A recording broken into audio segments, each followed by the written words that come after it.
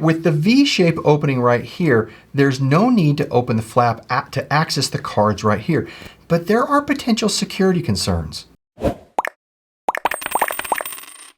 Craft Gambit Goods. Nice big white box. Open this up, see what we have. Ooh, a card, which is, okay, thank you, supporting small business, love that. Cotton bag, some filler, which we've seen that before, it's great. All right, let's set this bag and box aside. This is the Bishop. It's a slim wallet. Generous box gives us there. The color is a natural outer shell with a Bordeaux interior. And we can see we've got Brandon, who's the owner. Very nice.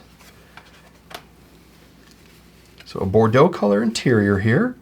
Oh, some more. Gives you a feel of how things sit. And here's his social media presence. Fantastic. Well, I think we've got a feel for kind of how this works. We can see this is really based on cards. We have the Bishop, a wallet from a line of other playing card related wallets. We notice the spade on the front of this one. So let's take a look. Look at the exterior. We have this quick access card slot right here. Really quite nice. Capacity of 1 to 2 cards. It's a dedicated slot. It says not a slit, which is really quite nice. If we come around here, we see we have an interior. First of all, we have this flap right here. This is great for security. Then right here, capacity of 1 or 3 to 5 cards. And then right here is where we have our archival, or really it's where cards that you use less often. 1 to 3 cards, that's just fine. And so this comes in this way. Cards are accessible here as well as here, and you've got this internal. So not bad options for how thin this is. Not a bad looking wallet. It measures 4 by 3 by 0.2 and it weighs 1 ounce or 29 grams. I like it, and I'm sure Brandon, the owner-operator of Crafted Gambit Goods, has spent enough time designing and creating something that's simple, but works so well due to the extensive time taken to design and simplify it that you end up with a pretty good wallet. Well, let's get on to the cash and card insertion test.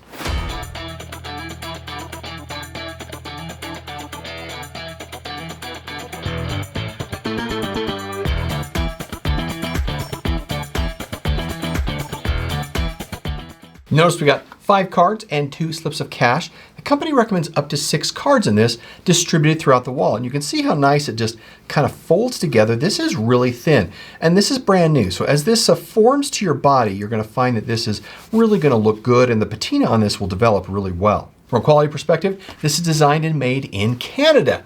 It is made from a full-grain veg-tan Butero leather from the Consorzio Walletopia in Tuscany, Italy. Butero is known for its smooth texture, and this is actually very smooth, but you know, I've always got a... Oh yeah, and that smells really good. The thread, if we can take a look at the thread really close here, is a Vinmo MBT Japanese bonded polyester thread. Very strong, very high quality. Now the wallet is handmade from cuts to all the way through to saddle stitching. We can see that the stitching is done really well through here. And we can see that we have the proper overlap in areas where we're going to see some stress. And we can see that we have this little half moon cut there, and that is to prevent this from tearing. So a lot of thought gone into this, to the design, to make sure that we have good accountability for longevity and durability in this particular wallet. Another option to look at here is the burnishing. The burnishing is done really nicely. It's not a high gloss, but it is done well. So it does have a bit of a sheen to it and is really smooth. Now, when ordering the wallet, you can choose the outer color as well as this inner color and the color of the thread. And if you really don't like the logo, you can make a request to have it put somewhere else or just not at all. It's really up to you. Again, handmade wallets provide the option for you to do quite a bit more, as well as even some, some bespoke or custom type work on this. As of this recording, it is priced for $90, handmade in the United States. So how does this operate in real practice? Let's close this. Okay, with the V-shape opening right here, there's no need to open the flap to access the cards right here. But there are potential security concerns where cards may fall out. So let's take an example, put a couple cards in here. There's potential, but let's see what we're really talking about. We don't have anything else in this internal slot right here. It's only these cards and this in the back. So if we have this and we're kind of pushing in, there's all kinds of opportunity for this, and it's really not happening, which is great. And then if you have contents in here, that's just going to keep this wallet really tight, and the compression will really prevent these from coming out accidentally. So I don't really think that's going to be a problem. Now I like how the flap is cut. It's cut long enough so that as you add more cards in here, and let's kind of see what we got. So let's put some cards back in here. Let's, we got what, how many do we throw in there? For 2, 3, 4. He says 6 is really what's worth here. Let's, put in 7 here. I mean, let's just for fun kind of pack this thing up, and it's all going to be the inside.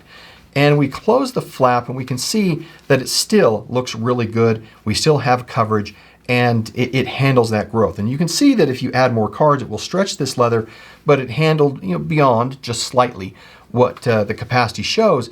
And you can see as you fold this over without putting it in, how we still get the flap that goes in. We still have proper coverage clear down here at the bottom, but it's not so much that it becomes a burden to pull out. So you can just use your finger, flip this out, and you're getting into the contents. Now, the downside is that as your cards are exposed, albeit just in this very little spot here, they're going to get greater wear and tear. Same thing over here on the exterior card slot. What I like here, very generous to get your finger and thumb to pull a card out. Of course, wear and tear will happen here as well. But being this is a separate card slot, you get a lot of deliberateness in cards staying in there versus being a slit where they have an option, because they just do that, of moving around in the wallet. Another fine handmade wallet. Never ceases to amaze me with the subtle but creative designs we have in the world of wallets. And this is one of those, and something I would recommend you check out. Now on to the final score. For quality of 5, really good. Price at $3, $90. It's still all handmade in North America. Features of 3, usability of 4, perception of 4. I really kind of like this wallet. It is similar to others, but they're all kind of similar. But this one has a couple of unique things to it that I like in the design. And that gives us a final score of 4 out of 5. If you like this video, then watch this one next. And of course, we'll see you in the next review, because I know, of course, you're going to be watching this. I really hope you will.